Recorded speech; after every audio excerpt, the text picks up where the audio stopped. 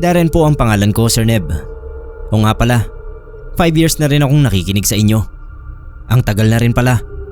Before pandemic pa ay isa na kayo sa lagi kong inaabangan. Magbabahagi lang po ako ng kwentong nangyari noong 2022. Ito yung mga panahon na lumuwag na yung restriction sa labas. Bumabalik na uli yung biyahe at halos lahat ng tao vaccinated na. Noong pandemic ko nakilala ang girlfriend kong si Michelle. Online kami nagkakilala. Siguro dahil ang lungkot namin pareho. Wala kaming kasama sa bahay, kaya lagi kaming nag-uusap. Hindi ko nga alam kung anong nangyari sa mental health ko nun kung hindi ko nakilala si Michelle. Niligawan ko siya at sinagot naman niya ako agad. Nangako ako na kapag pwede na, iuuwi ko siya sa probinsya namin at ipapakilala kila mama at papa. Ako kasi nakilala ko na yung family niya na sobrang bait. Noong 2022 nga, nagkaroon na uli ng biyahe pa probinsya. Nag-usap kami ni Michelle na magli-leave muna kami pareho sa trabaho at uuwi sa amin. Mabilis lang yung naging biyahe namin. Wala gaanong traffic sa kalsada nun. Wala kasing okasyon kaya normal lang ang buhos ng tao. Idagdag mo pa na katatapos lang ng pandemic. Noon ko lang nalaman na mahihiluhin pala sa biyahe si Michelle. Nakailang suka pa siya. Ako naman, relax lang kasi sanay na ako sa long ride, sakay ng bus. Pagdating dun sa terminal, ang konti pa lang ng tao. Sarado pa lahat ng stalls at yung terminal din ng tricycle, walang pila. Yun dapat ang sasakyan namin para makauwi. Naghanap muna kami ng makakainan ni Michelle. Wala rin kasi kaming nakain sa biyahe. Kasi suka nga ng suka itong girlfriend ko. May nahanap naman kaming kainan na nagsiserve ng inasal na manok. No choice kaya doon na lang kami kumain. Pagbalik namin sa may terminal ng tricycle, meron nang nakapila. Isa. Madilim pa noon yung langit. Malakas talaga ang kutob ko kapag may something na hindi tama. Pagkakita ko pa lang dun sa mukha ng driver, parang alam ko na hindi siya mapagkakatiwalaan. Normal naman yung itsura niya. Nakangiti. Malaking malaki ang ngiti. Ang sabi, sumakay na raw kami at aalis na. Padiretso na sana doon si Michelle. Kaso hinawakan ko yung kamay niya. Sabi ko dun sa driver, may hinihintay pa kami. Kahit na wala naman. Hinila ko si Michelle at naupo kami sa maliit na mga upuan doon sa terminal. Tinanong niya ako kung bakit hindi kami sumakay. Hindi ko maipaliwanag sa kanya. Sabi ko na lang, kutob. Masama ang kutob ko sa driver ng tricycle. Maghintay na lang kami kako ng mga pasahero at iba pang tricycle na pipila doon. Tumangutango lang si Michelle kasi may tiwala naman sa akin yun. Naglabas ng salamin at makeup si Michelle. Magre-retouch daw muna siya para pagdating namin sa bahay ay presentable naman ang itsura niya. Sabi ko nga, maganda naman siya kahit walang makeup. Naglalandian pa kami nang matigil si Michelle. Parang may nakita siya sa salamin. Namutla siya ng sobra. Yung kulay ng pisngi niya nawala bigla. Sinarado niya yung salamin. Sir Neb, yung driver daw. Nakita niya sa salamin niya. Binuksan niya uli yun. Tinagilid para makita ko yung driver doon sa salamin. Nakatayo pa rin siya sa gilid ng tricycle. Pero hindi na pang tao ang itsura niya. Yung kamay niya parang galamay ng pugita. Yung mukha kulubot at ang laki ng mata niya. Dati pa rin naman yung damit niya. Inalis ni Michelle yung salamin. Normal na uling tao yung driver. Lumabas na kami ng terminal ni Michelle. Kahit mahal ay naghanap kami ng taxi na masasakyan. Doon na kami sumakay pa uwi. Habang nasa biyahe, sinabi ko kay Michelle na marami talagang nilalang sa probinsya na akala mo tao, pero hindi. Buti at naramdaman ko. Buti at nakita ni Michelle. Baka kung ano nang nangyari sa amin kung sumakay kami sa tricycle na yon.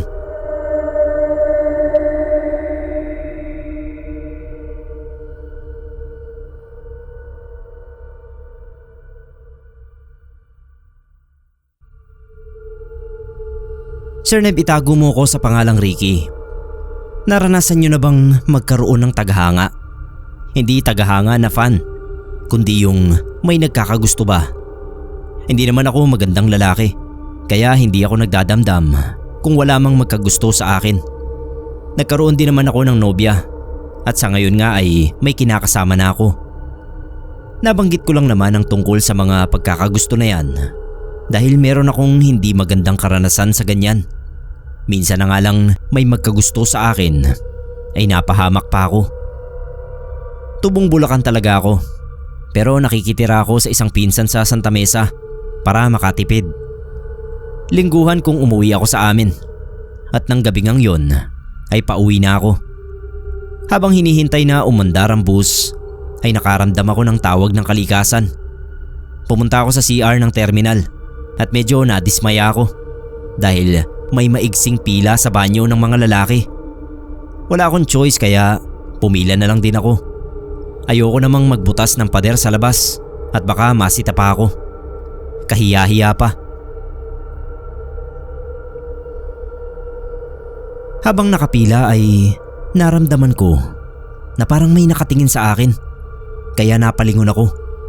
Sa CR ng mga babae ako napatingin at doon ay nakita ko ang isang babae na nakapila rin at nakatingin sa akin.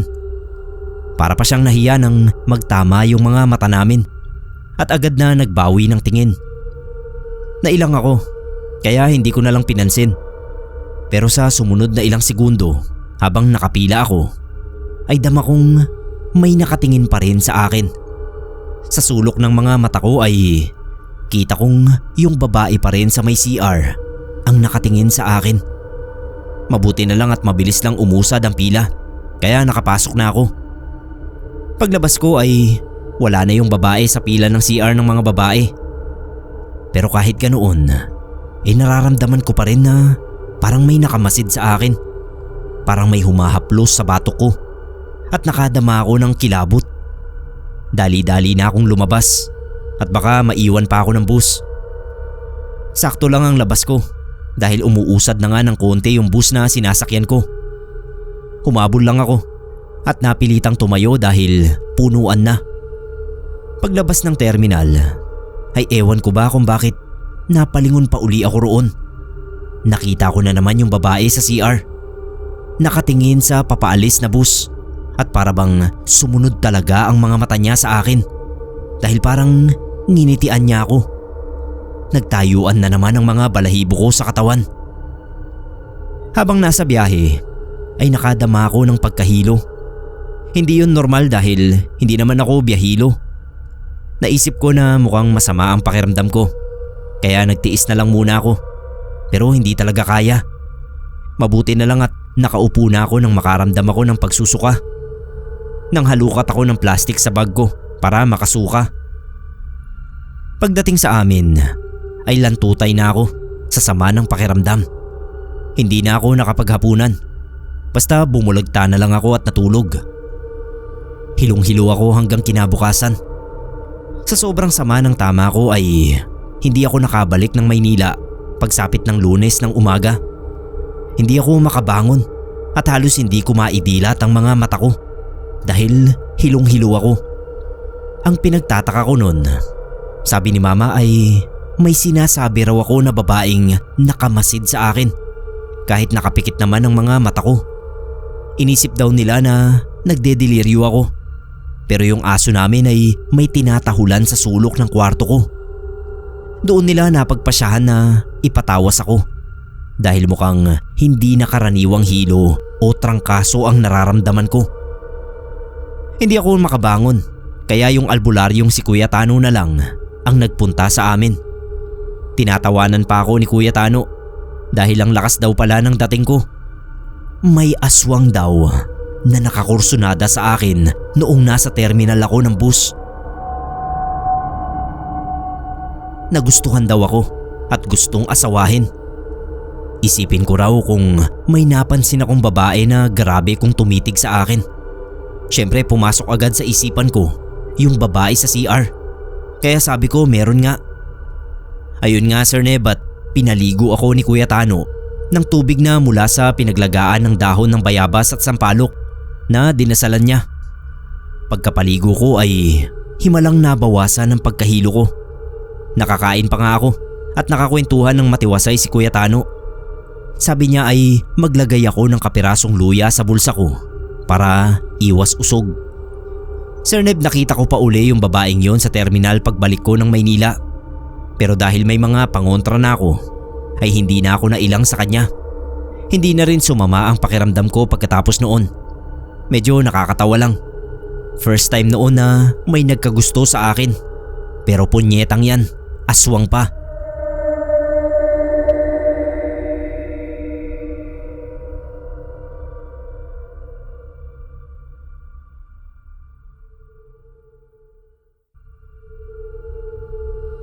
May karanasan po ako na sobrang makababalaghan para sa akin. Hindi ko alam kung kayang paniwalaan ng iba dahil ako mismo sa sarili ko ay naguguluhan din. Ako pala si Villa ng San Mateo, Rizal. Ang karanasan ko po ay may kinalaman sa isang terminal kung saan ako naglalako dati ng merienda. 17 pa lang ako nun. Katatapos ko lang ng high school pero hindi na ako nakapagpatuloy ng college dahil na rin sa problemang pinansyal. Isa na lang kasi yung magulang ko. Sinanay lumin ko na lang. Hilig niya yung pagluluto ng mga kakanin. Kaya yun ang naging kabuhayan namin. Naglalako ako sa kung saan saang lugar. Pero bilin naman ni nanay na huwag akong lalayo. Noon pa man ay delikado na ang panahon. Kaya bukang bibig niya sa akin tuwing paalis na ako ng bahay ang salitang magdoble ingat ka, anak. Pero minsan ay hindi talaga maiwasang lumayo. Kapag paggabi na hindi pa ubos ang paninda ko, napipilitan akong mamaybay sa mga kalapit naming lugar. Nililihim ko lang yon kay nanay. Sinasabi ko na lang na pumwesto ako sa waiting shed o sa labas ng palengke. Kaya inabot ako ng ganoong oras para lang hindi na siya mag-alala sa akin. Hindi pwedeng hindi ako dadaan sa terminal ng jeep at bus kasi doon marami akong suki. Minsan pa nga ay nauubos ang tinda ko dahil sa mga pasaherong naghihintay. Isang makulimlim na hapon, matumal ang benta. Kaya naisipan kong maupo muna sa isang upuan doon sa terminal para magpahinga. Masakit na rin kasi yung mga paa ko sa kakalakad. Hindi ko na malayan na may katabi na pala akong matandang babae. Hindi ko napansin na may napaupo. Basta nakita ko na lang na nasa tabi ko na. Nakasuot siya ng mahabang bestida na kulay itim. Tapos nakabandana ng kulay itim din na may disenyo nga lang na bulaklakin. Aakalain mong galing sa libing kasi puro itim. Wala siyang dala na kahit na ano. Walang bag at payong nakaraniwang bitbit ng mga pasahero. Tinignan ko siya. Nakadiretso lang siya ng tingin sa unahan. Hindi ko na lang pinansin. Nailang lang ako kasi dalawa lang naman kaming nakaupo doon. Hindi ako makatiis kaya inalok ko siya ng paninda ko. Tumingin naman siya sa akin. Ngumiti ng tipid at sa napakahinang bahaw na boses ay sinabi niyang salamat. Katahimikan ulit ang namagitan. Maya-maya ay naramdaman ko yung mga patak ng ulan sa balat ko. Tumayo ako at naghanap ng masisilungan. Aayain ko sana yung matanda na sumilong muna. Kaso paglingon ko sa kanya ay wala na siya sa tabi ko. Nagtaka ako. Kahit saang direksyon ako tumanaw na pwede niyang lakaran ay hindi ko na siya nakita. Napakabilis naman niya. Sa isip ko kahit tumakbo siya ay maaabutan pa rin siya ng mga mata ko sa isang saglit na yon na paglinga ko. Nakakapagtaka talaga. Nung makauwi na ako sa bahay namin ay kinuwento ko yon kay nanay. Sabi niya mag-ingat daw ako sa mga ligaw na kaluluwa. Kapag nakakita ka raw kasi nun at pinansin mo yon ay hindi ka talaga titigilan hanggat hindi mo siya natutulungan sa mga hinaing niya bago siya namatay. Tinanong ko si nanay kung saan niya nakuha yon. Sa lola raw niya. Hindi naman daw masama kung maniniwala kami. Natawa na lang ako. Mukha naman kasing hindi pa kaluluwa o multo yung matandang babae na yon sa terminal. Ngayon ko lang nakita yun dun. Tsaka nginitian naman ako at nagpasalamat pa nga nung alokin ko ng kakanin. Akala pa nga yata libre. Baka raw walang pambili. Dapat daw ay binigyan ko ng isa o dalawa. Maawain talaga ang nanay ko, lalo na sa mga matatanda. Minana ko sa kanya ang ugali na yan. Kaya lang ewan ko nga ba kung bakit hindi ko binigyan yung matanda. Baka nga wala lang siyang pambayad, kaya nagpasalamat na lang siya. Nakahiga na ako ay laman pa rin ang isip ko yung mukha ng matandang babae. Bakit parang natatakot ako sa ngiti niya? Para bang may ibig sabihin. Parang may masamang kahulugan. Nung sumunod na pagtitinda ko sa terminal ay nagulat ako dahil nakita ko ulit yung matandang babae sa upuan. Ganun pa rin ang suot at ayos niya. Pero tinignan ko na lang ang pagkakataong yon bilang isang magandang tsansa na makabawi sa matanda. Nilapitan ko siya. Binati ko nang nakangiti ako. Sabay abot ko ng kakanin. Sabi ko tamang tama. Kainin niya habang mainit-init pa. Siguro nagulat siya sa inasal ko. Tinanong niya kung bakit ko siya binibigyan. Sabi ko wala lang po. Gusto ko lang siyang bigyan at sana ay tanggapin niya. Pero hindi niya tinanggap. Sabi niya nagpapasalamat siya sa kabutihang loob ko. Pero hindi na raw siya nagkakakain. Hindi na raw siya nakakaramdam pa ng gutom. Ilaan ko na lang daw ang paninda kong kakanin sa mga gustong bumili sa akin. Natuwa naman ako sa sinabi niya. Pero nagtaka rin kung bakit hindi na siya nakakaramdam ng gutom. Inisip ko na lang na mali lang siya ng pagkakasabi. Baka ang ibig niyang sabihin ay hindi pa siya nagugutom. Siguro ay kakakain lang niya. Tumingin uli siya ng diretso sa harapan niya. Naisip kong itanong kung anong pangalan niya. Sabay sabi ko rin ang pangalan ko. Nagpakilala rin naman siya. Tawagin ko na lang daw siyang Nana.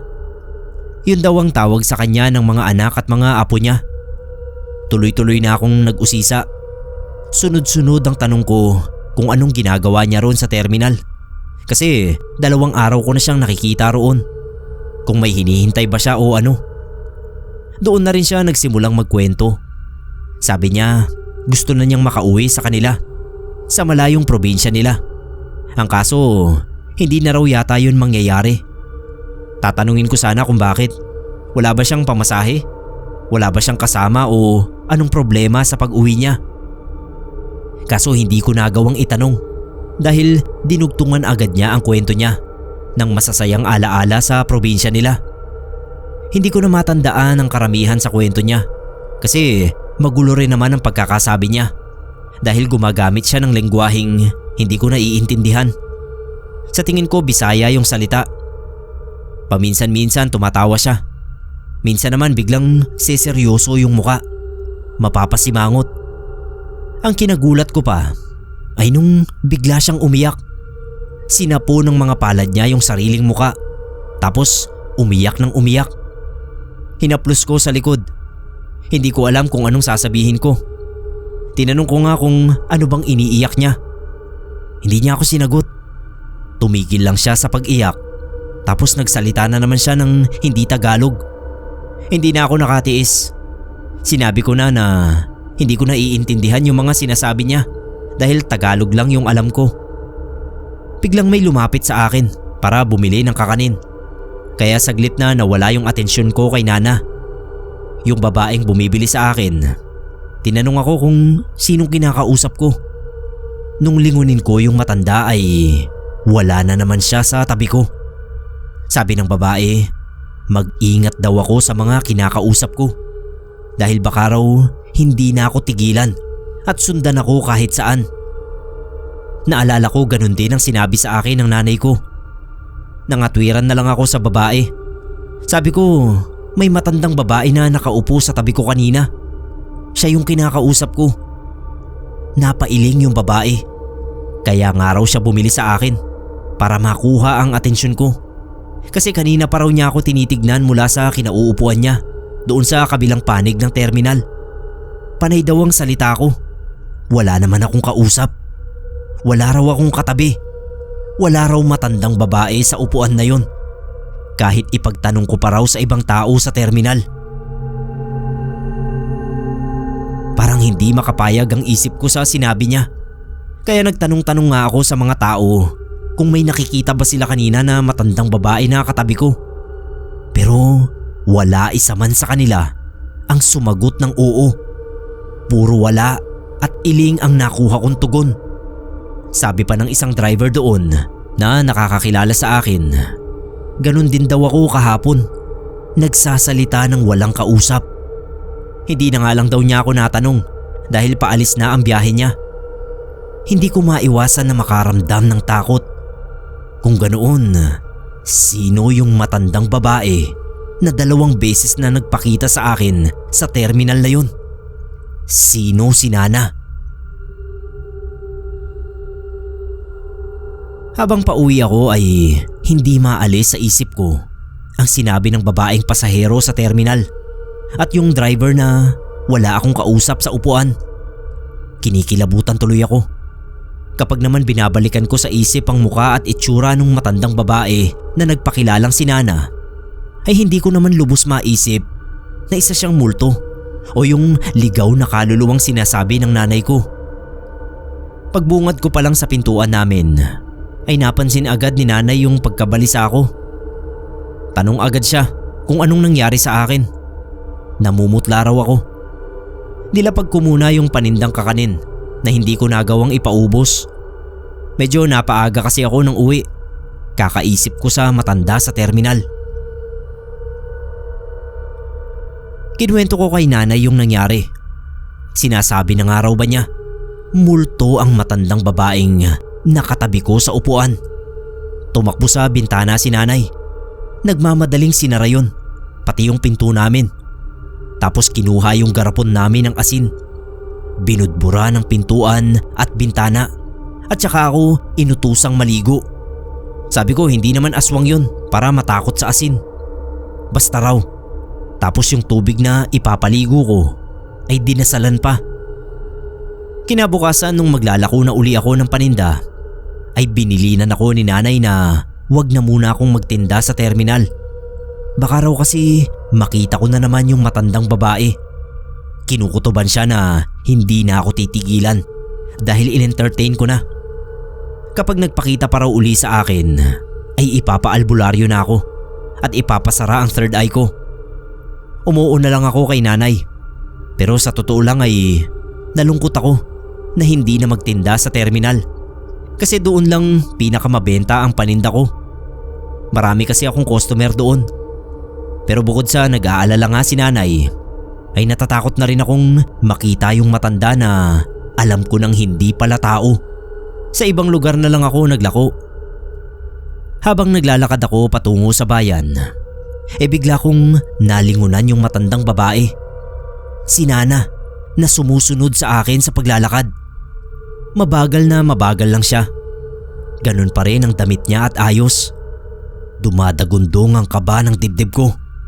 Bakit niya ako sinusundan? Nagmadali ako sa paglalakad. Kahit narinig kong may tumatawag sa akin na bibili yata ng kakanin, ay hindi ko pinansin sa pagmamadali kong makalayo kay Nana. Sinadya ko talagang iwasan siya. Lakad takbo ako. Baka nga nagtaka yung gustong bumili sa akin kung bakit ko siya tinakbuhan. Lingon ako ng lingon. Tinitignan ko kung nakasunod pa rin sa akin si Nana. Nung makita kong wala na siya sa likuran ko, ay medyo nakahinga ako ng maluwag. Yung akala ko wala na talaga siya ay nagulat na lang ako. Nang pagharap ko ay nandoon na siya mismo sa harapan ko. Hindi ko na nakayanan. Naghalo yung takot at pagkagulat ko.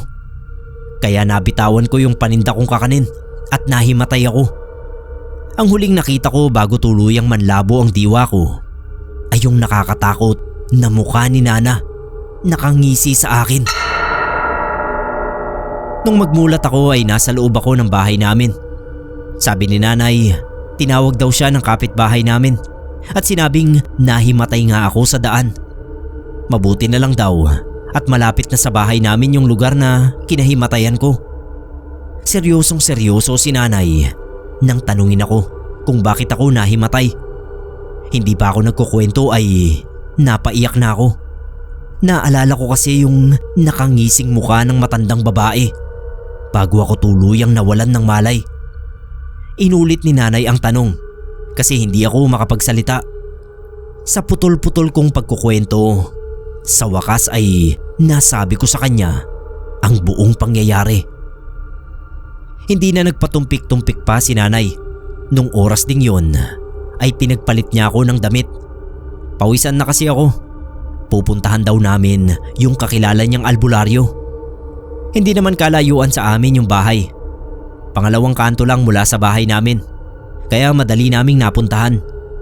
Kaso pagdating doon ay wala yung albularyo. Wag na po natin siyang pangalanan. Ang sabi ng apo niya ay may ginagamot daw sa kabilang bayan. Baka gabi na raw makakauwi. Gusto sana ng nanay ko na hintayin na lang ang pagdating ng albularyo. Pero sabi ko, ipagpabukas na lang namin. Hindi naman siguro magpapakita sa akin si Nana sa loob ng bahay namin. Nakumbinsi ko rin ang nanay ko na umuwi na lang muna. Hindi ko alam kung anong oras na yon ng gabi. Basta ang alam ko, nakatulog na ako. Tapos nagising na lang uli ako dahil naramdaman ko yung lamig sa bandang paanan ko. Pagtingin ko ay wala na pala akong kumot, kaya nagkumot na ako. Pero hindi na ako makatulog uli. Pabiling-biling na ako sa higaan. Nararamdaman ko pa rin yung lamig sa paanan ko. Mula talampakan hanggang binti, kahit natatakpan na ng kumot.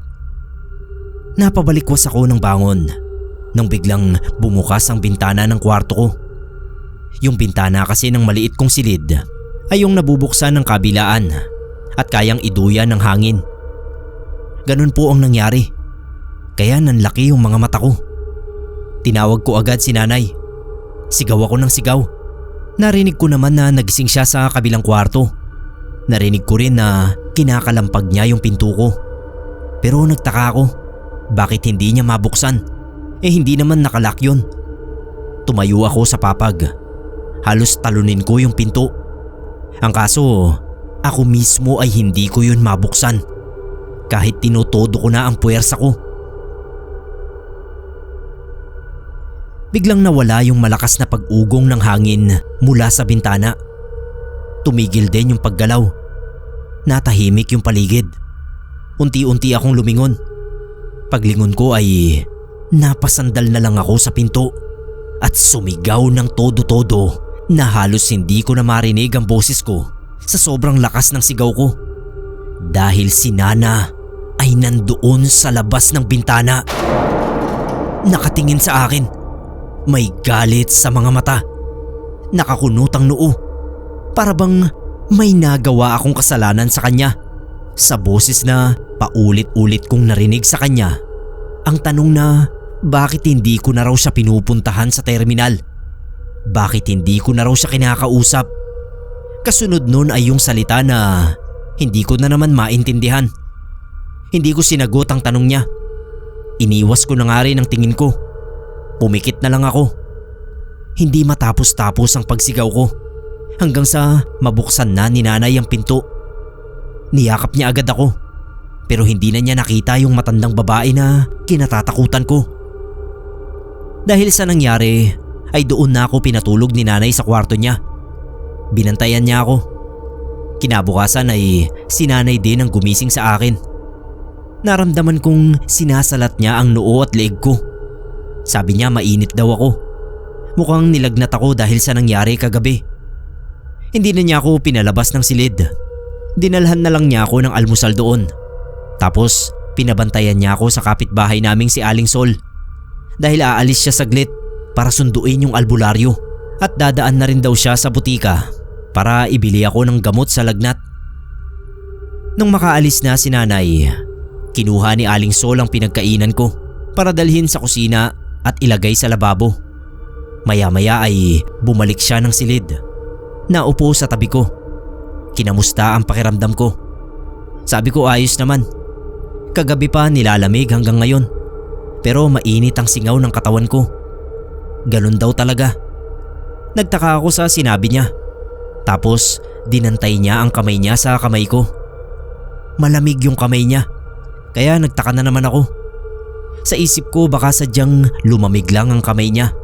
Dahil siguro naghugas siya ng pinggan. Nagsimula siyang magkwento. Nagsimula rin akong kabahan nang ang mga lumalabas sa bibig niya ay pamilyar na pamilyar sa akin. Dahil yun mismo ang kinukwento ng matandang babae sa terminal. At nagsalita rin siya na gaya sa lingwahe ni Nana na hindi ko naiintindihan. Ganun na ganun ang tono. Tinayuan ako ng mga balahibo sa katawan. Lalo pa akong nasindak nang ang mukha ni Aling Sol ay biglang maging mukha ni Nana. Hindi ako makahinga sa takot. Hindi na rin ako makasigaw.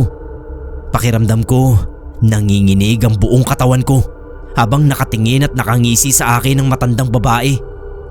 Nag-unahan ang mga paa ko sa pagtayo. Takbo ako palabas ng kwarto. Nung bigla akong bumangga kay Aling Sol, nanlalaki pa rin ang mga mata ko dahil ang alam ko ay nasa loob lang siya ng kwarto. Tinanong ako ni Aling Sol kung bakit ako tumatakbo palabas ng kwarto. Tanong din ang sinagot ko sa kanya. Sabi ko, di ba nasa loob siya? Nagulat ako nang sabihin niyang ngayon pa lang niya ako pupuntahan sa kwarto para kamustahin ang pakiramdam ko. Galing daw siya sa kusina. Hinugasan niya yung pinagkainan ko at dinamay na rin daw niya yung iba pang hugasin sa lababo. Nung marinig ko yun ay nayakap ko na lang ang sarili ko sa sobrang pangingilabot. Ibig sabihin ay hindi si Aling Sol, kundi si Nana talaga ang bumalik sa kwarto kanina. Pinapapasok na ako ni Aling Sol sa silid. Babantayan daw niya ako, pero ayoko nang pumasok.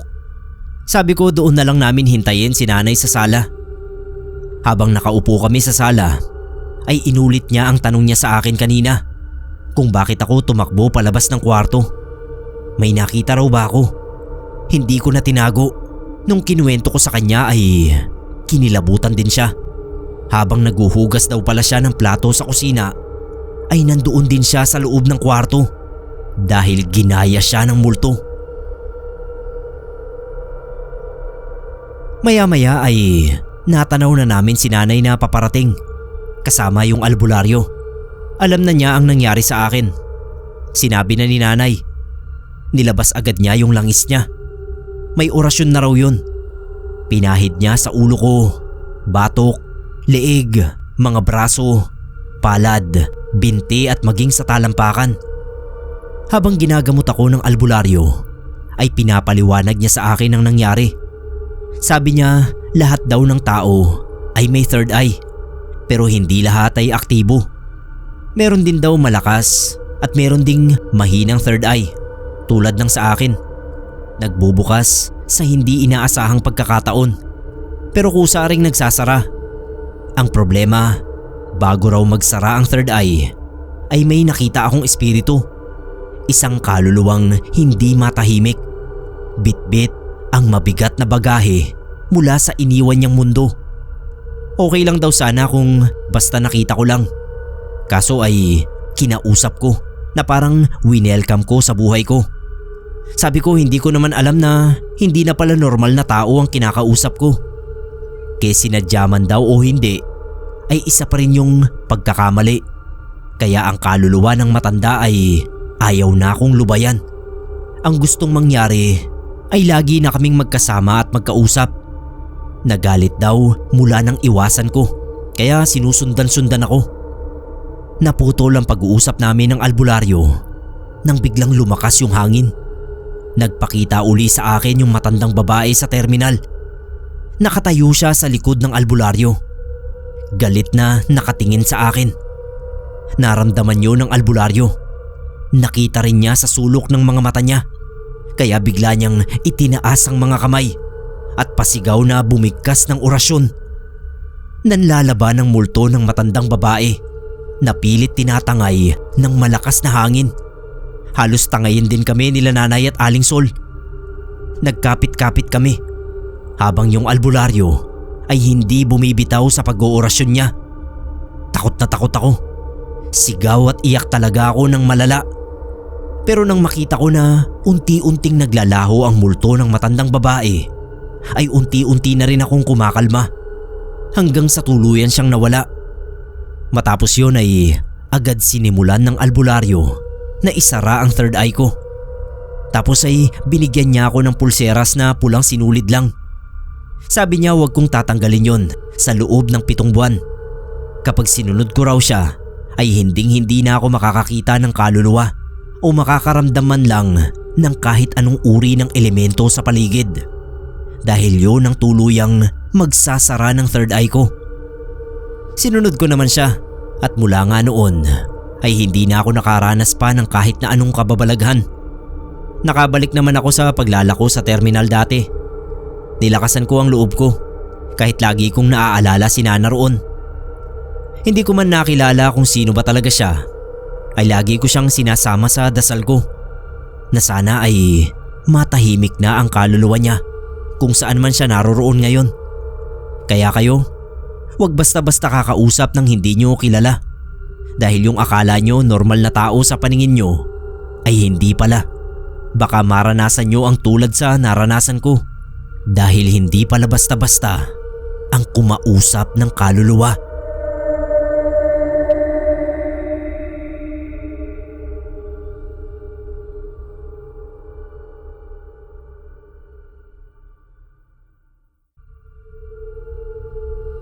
Maikling story lang po para sa mga kapasta natin. Norman ang pangalan ko. 29 na ako this year. Maaga kong nabuntis ang misis ko. Kaya syempre, maaga rin akong nagtrabaho para may pantustos sa baby namin. Pinasok ako ni Papa bilang driver ng bus na biyaheng Maynila. Hanggang ngayon, ito pa rin yung trabaho ko. Doon sa terminal ng bus kung saan ako nagtatrabaho, madalas ang kwento ng kababalaghan. Lalo na yung mga driver na madalas ay gabi kong bumiyahe. Tulad ko, karamihan sa mga kwento nila nangyayari tuwing nasa daan. Isa sa mga hindi ko nalilimutang kwento na narinig ay nung nagpark daw yung isa naming kasama sa gilid ng daan kasi naiihi siya. Paglabas niya, pumwesto siya sa harap ng malaking puno. Nakarinig daw siya na may naglalakad. Paglingon niya, may baboy damo na sobrang laki sa gilid niya. Pulang-pula yung mata at nakatingin sa direksyon niya. Hindi siya nakagalaw. Nakipagtitigan din daw siya. Para bang nahipnotismo daw siya ng baboy damo. Bigla raw nagsalita yung baboy. Ang sabi ay umalis na raw siya. Parang natanggal daw sa kanya yung kaluluwa niya. Tumakbo daw siya pabalik sa loob ng bus, sabay paandar nito. Muntik pa nga raw siyang may masagasaang tricycle, pero nakaiwas naman. Natapos niya yung kwento. Seryosong seryoso na kaming lahat nang biglang bumanat yung isa naming katrabaho na baka raw epekto ng pagdodroga niya yon. Tawanan kaming lahat. Sa aming mga driver kasi naging biro na ang tungkol sa paggamit ng droga para hindi makatulog sa biyahe. Siyempre karamihan sa amin hindi naman talaga gumagamit. Pero may ilan akong kakilala na addict na talaga sa ganoon. Nalalayo na yata ako. Basta itong karanasan ko naman sa mismong terminal nangyari. Kapag tinatamad akong umuwi sa bahay, doon na ako sa terminal natutulog. May sleeping quarters naman kami. Bale, nirequest namin yon sa management para maiwasan daw kahit papano ang puyat. Dati pa naman akong natutulog doon sa sleeping quarters namin. Wala naman akong nararamdamang kakaiba. Pero nung gabi na yon, meron. Nakatulog na ako. Siguro 1 oras na rin. Nagising uli ako. Pagtingin ko sa mga kama, ako na lang palang mag-isa. Chinek ko muna ang cellphone ko. Nag-reply yung asawa ko na nagtatanong naman kung bakit hindi pa raw ako umuuwi. Umupo ako. May narinig akong umiyak. Nung una hindi ko pinansin. Ang hina lang kasi at parang bumukas lang na pinto. Tapos iyak uli. Palakas na ng palakas. Sabi ko, totoo na yon. Yumuko ako sa ilalim ng kama ko. Wala. Pero alam ko, sa ilalim ng kama nang gagaling yung iyak. Inisa-isa ko lahat. Pagdating ko dun sa pinakahuling kama, nakakabingi na yung iyak. Yumuko ako.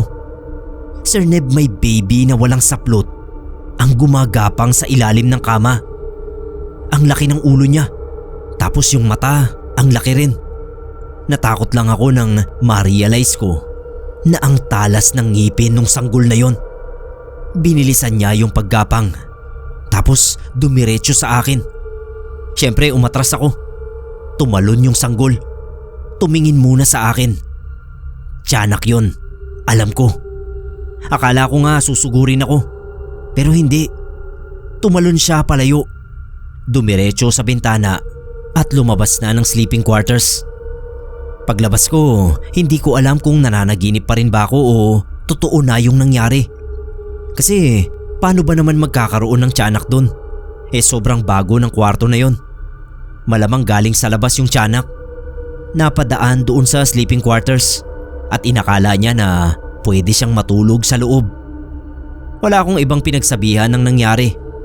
Kapag tinatanong ako, sinasabi ko na kahit kailan, hindi pa ako nakakaranas ng kababalaghan. Baka kasi isipin nila na nag-iimbento lang ako ng kwento. Baka nga isipin din nila na bumabatak din ako. Pero isa yun sa pinaka nakakatakot na karanasan ko. Sana lang ay hindi na yun maulit.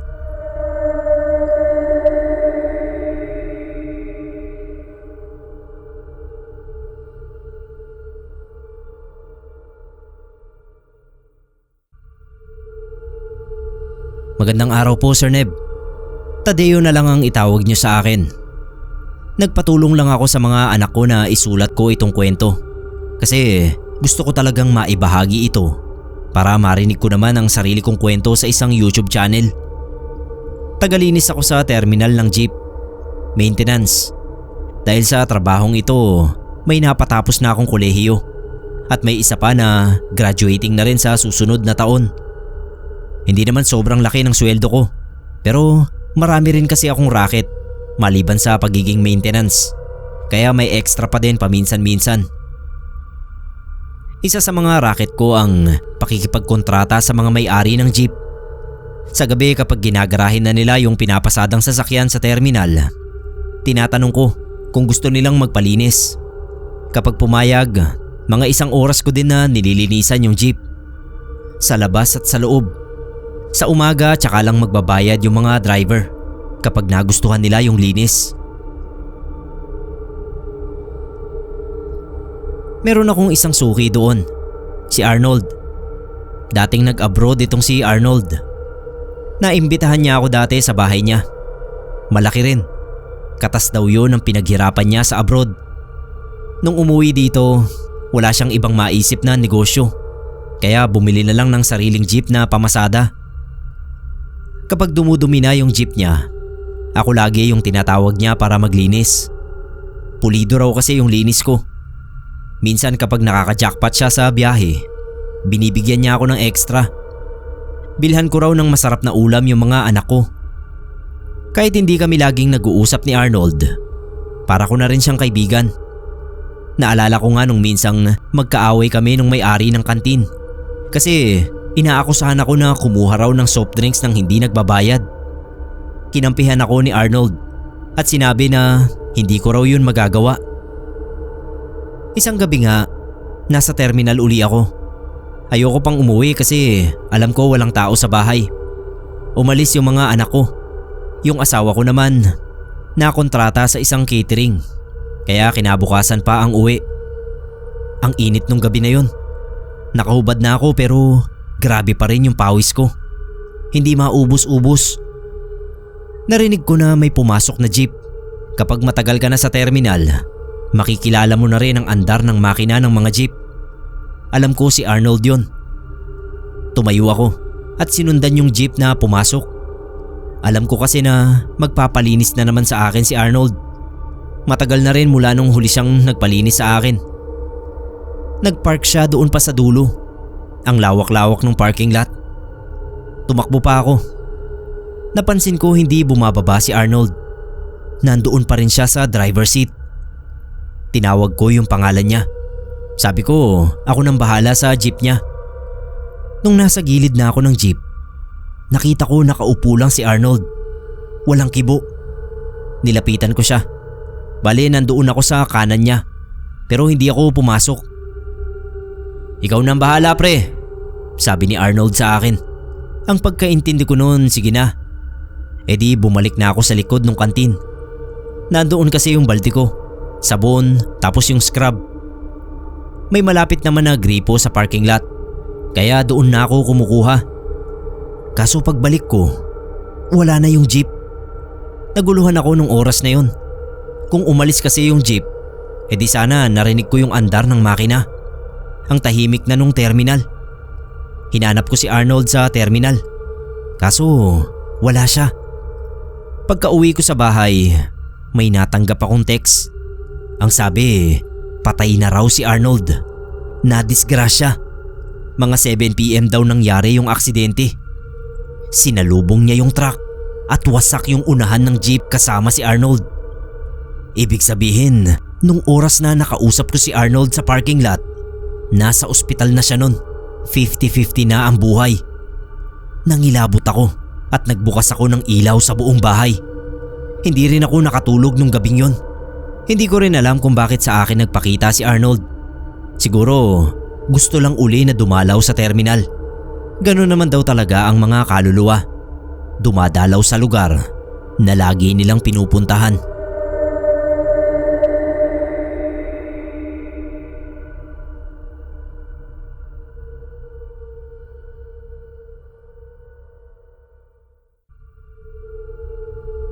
Ang tagal na nang nangyari itong ikukwento ko sa inyo.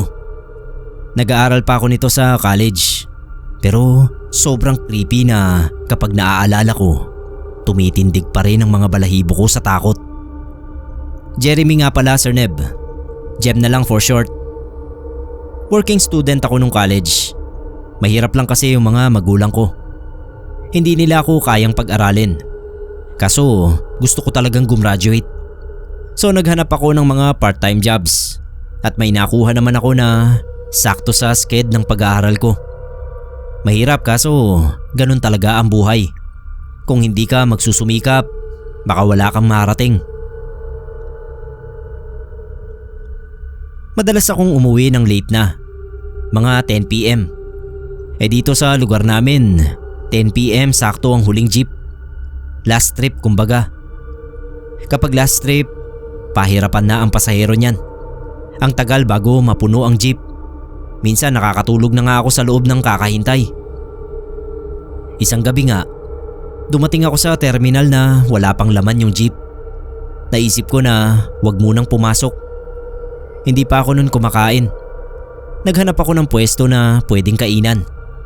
Doon sa gilid ng terminal. May hilera ng bench. Tapos kapag tumawid ka, may malawak na bakanteng lote. Walang bakod. Doon minsan pumaparada yung mga jeep kapag puno na sa loob. Naupo ako sa bench at binilisan ng pagkain. Subo lang ako ng subo. Kahit hindi na manguya. Inisip ko rin kasi baka mapuno yung jeep at maiwan ako. Nung malapit ko na maubos yung kinakain ko, nakaramdam ako ng kung ano. Bumigat bigla yung hangin. Tapos parang may nakatitig sa akin. Lumingon muna ako sa kanan. Wala naman. Sa kaliwa, wala rin. Pagharap ko, merong tao dun na halos kasing laki ko lang din. Naglalakad siya palapit sa akin. Nung una, nasa dilim pa siya. So hindi ko makita yung totoong itsura niya. Nung mas lumapit siya at patawid na siya sa kalsada, nailawan na rin siya ng poste. Sir Neb, na itapon ko yung baunan ko nang makita ko yung muka. Maputi yung muka niya, pero baliktad ang ulo.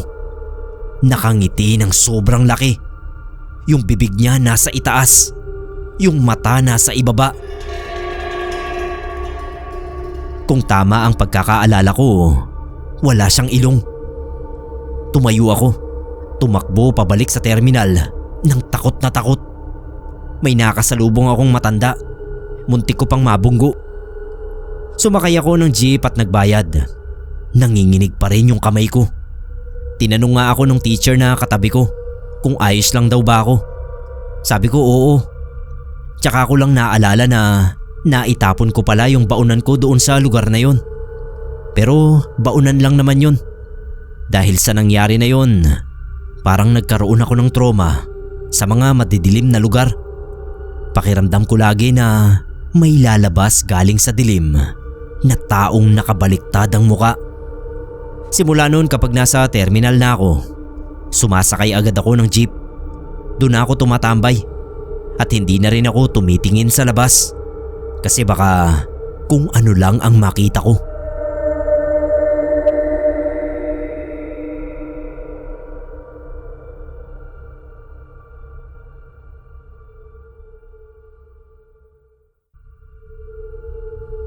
Sir Neb, pagpasensyahan nyo na sana itong kwento ko kung magiging magulo sa paningin nyo.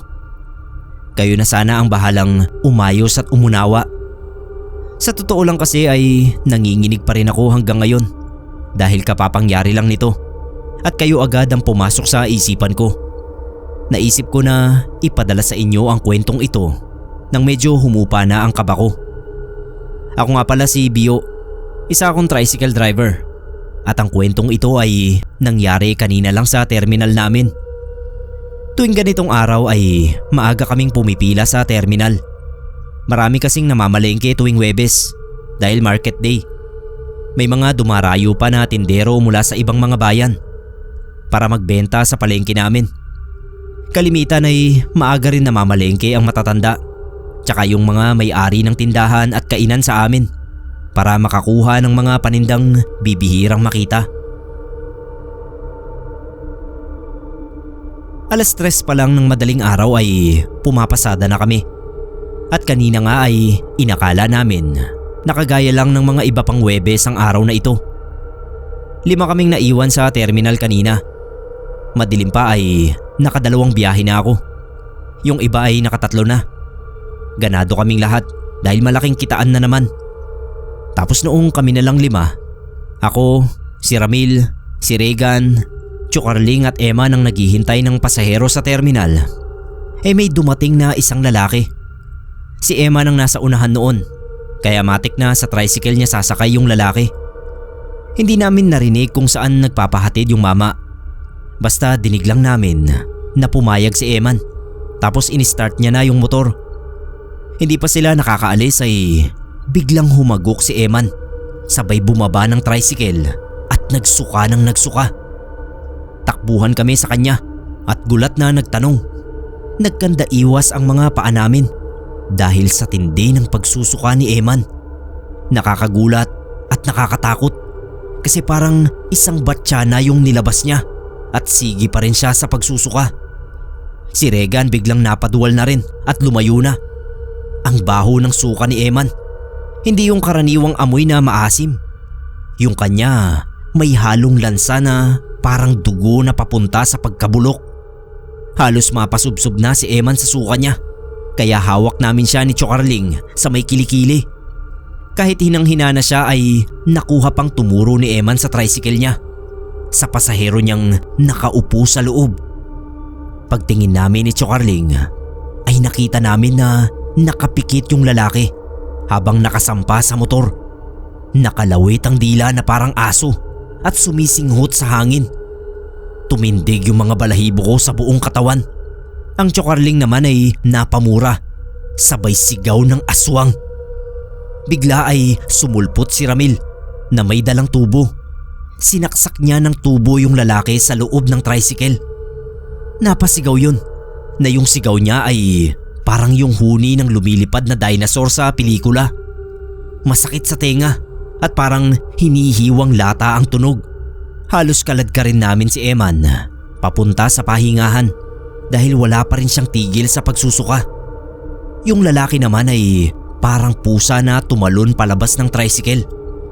Habol siya ni Ramil ng tubo, tapos nabunggu pa ng tricycle ni Makmak na kararating lang.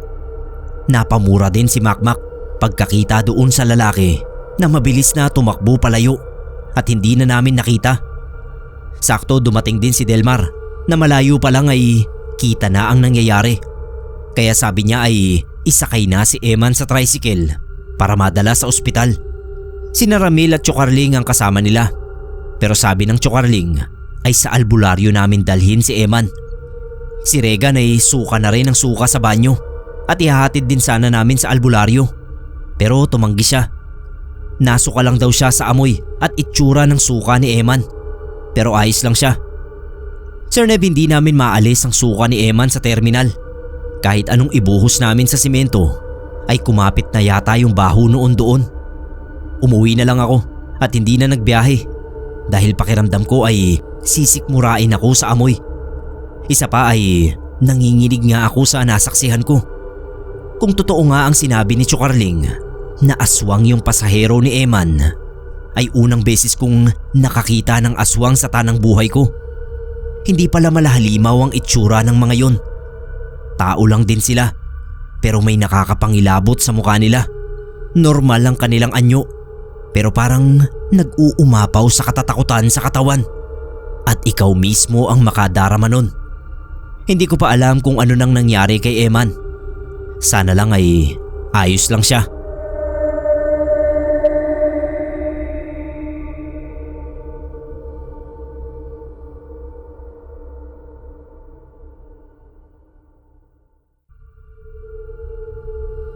Magandang araw po sa lahat ng nakikinig sa Pinoy Creepypasta.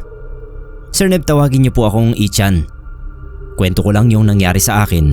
Kailan lang, nung mag-UV Express ako pauwi. Naiwan ako noon sa shuttle service dahil nalibang ako sa pag-EML. Kaya no choice kundi mag-commute. Buti na lang at malapit lang yung opisina namin sa terminal ng UV Express sa Buendia. Mag-aalas 10 na nun at sabi ng driver ay matumal daw ang biyahe. Hindi na raw siya magpupuno at babiyahe na rin para makauwi na. Umandar na yung van. Maluwag naman ang biyahe dahil siguro medyo malalim na rin yung gabi. 8 kaming pasahero, pang-siyam yung driver. Tahimik ang lahat maliban sa isang may edad na babae na bulong ng bulong. Paglingon ko sa kanya ay may hawak siyang rosaryo at nakapikit ang mga mata. Nagnonobena pala habang nasa biyahe.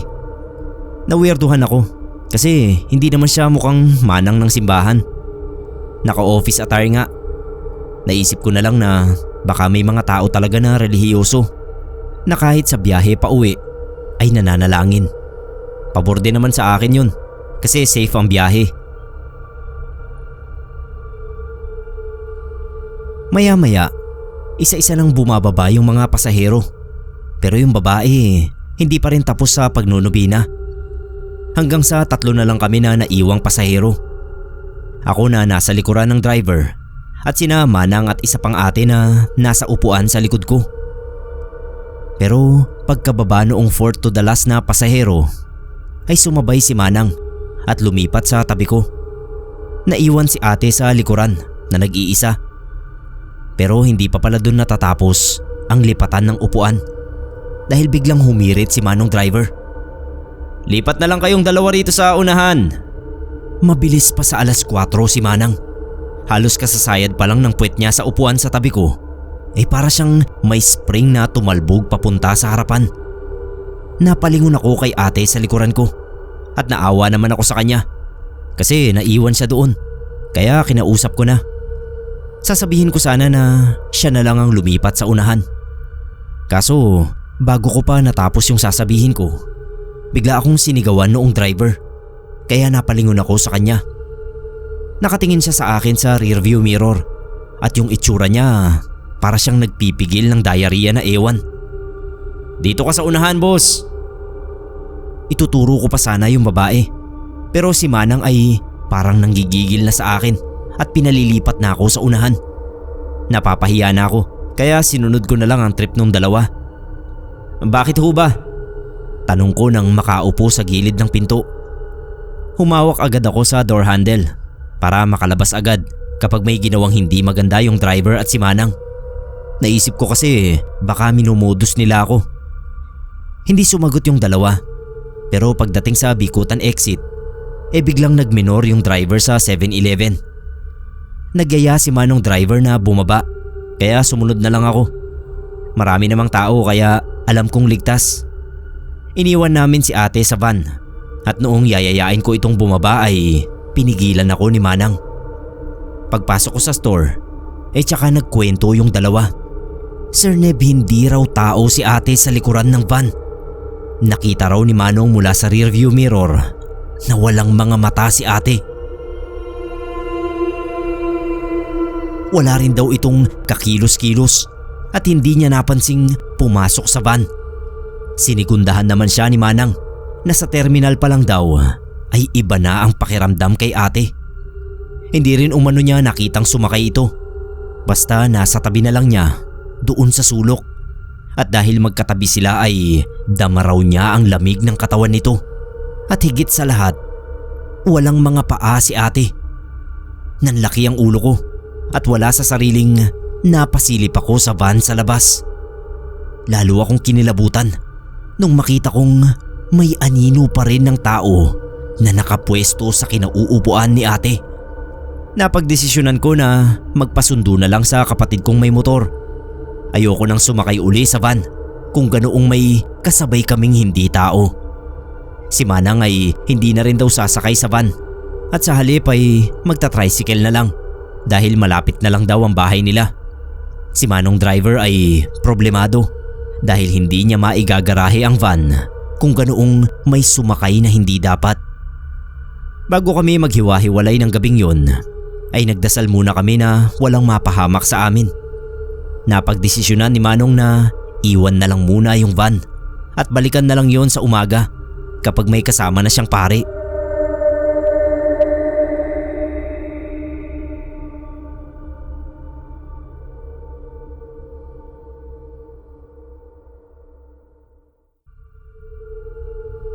Hello po Sir Neb at sa lahat ng nakikinig dito sa channel na Pinoy Creepypasta. Tawagin niyo po akong Laila. Sana ay mapili niyo ang kwentong ibabahagi ko sa inyo na siguradong iisipin niyong halaw sa pelikulang Final Destination. Pero sa maniwala po kayo at sa hindi, ay totoong karanasan ito. Nangyari ito taong 2022. May malaking kasalanan ako sa mga magulang ko na hindi ko na lang ikukwento, kaya naisipan ko na lang na maglayas. Hindi ko alam kung saan ako papunta noon. Wala akong tiyak na destinasyon. Patingin-tingin lang ako sa mga signages ng mga bus na labas-masok sa terminal ng DLTB. Nakita ko yung BLTB ko na 522 ang body number. Napaisip pa nga ako kasi may BLTB pa pala. Akala ko DLTB na lang sila. Pero hindi ko na binigyang pansin yon. At sa halip ay sumakay na lang kahit hindi ko alam kung saan yun papunta. Wala kasing signage pero kita kong halos punuan na. Karamihan ng sakay ay mga babae at bata. Nakahanap ako ng bakanting upuan sa tabi ng isang alley. Nakiupo ako sa tabi niya at ngumiti siya sa akin.